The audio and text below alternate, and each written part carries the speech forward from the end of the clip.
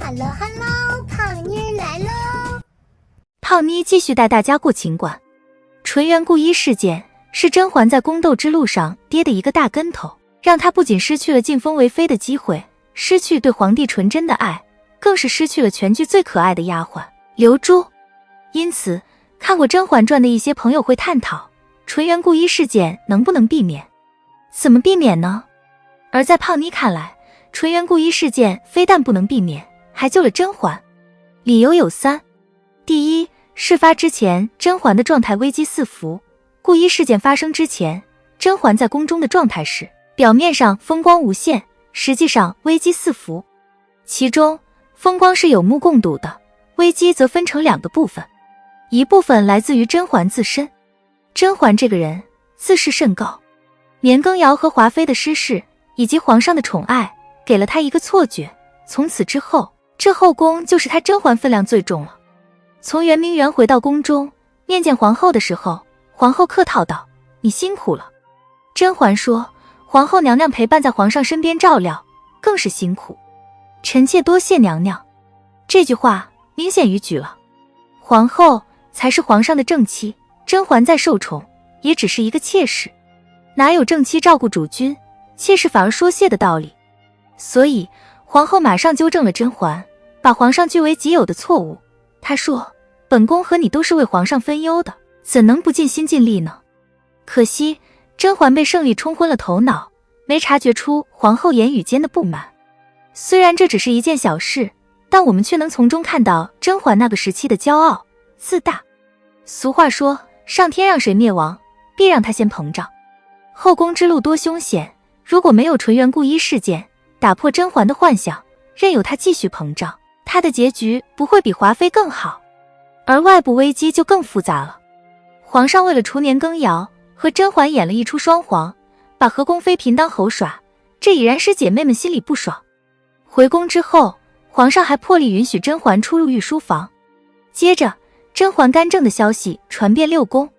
要知道，后宫上至太后，下到答应、常在，都与前朝有着千丝万缕的联系。一旦甄嬛干政成为常态，那么朝局势必不稳，甚至大变天。纯元故衣事件发生之后，有人说是甄嬛的父亲甄远道连累了甄嬛。在胖妮看来，恰恰相反，是甄嬛在后宫不懂收敛，使太后、皇后人人自危，这才迫使皇后拉拢齐贵人，授意瓜尔佳鄂敏先下手为强，给甄远道做了个局。后来甄嬛失势，除了心有余而力不足的眉庄，后宫可曾还有人真正想要拉她一把？由此可见，甄嬛早已成为众矢之的，自己却浑然不知。纯元故衣一事看似使甄嬛入了穷巷，实则使她遁入安全境地，有效规避了外界的风险，也使她对自己的真实处境有了清醒认知。第二，事发前皇上已有心结，甄嬛这个女人太强势了。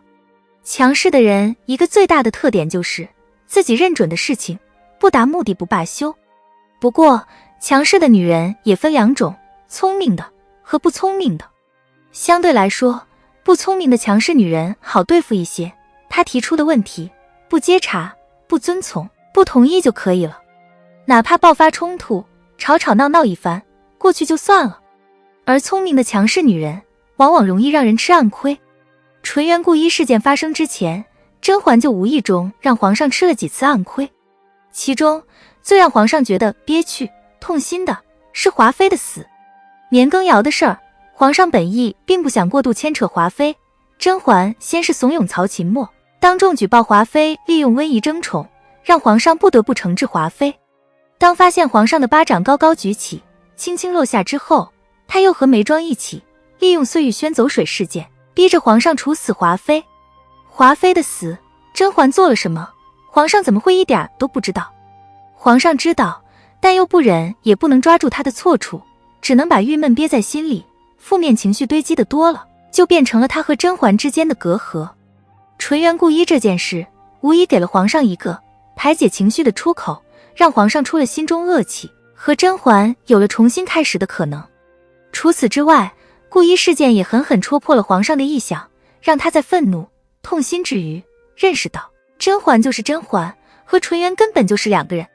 以致后面皇帝生病，梦中喊的是嬛嬛而不是婉婉。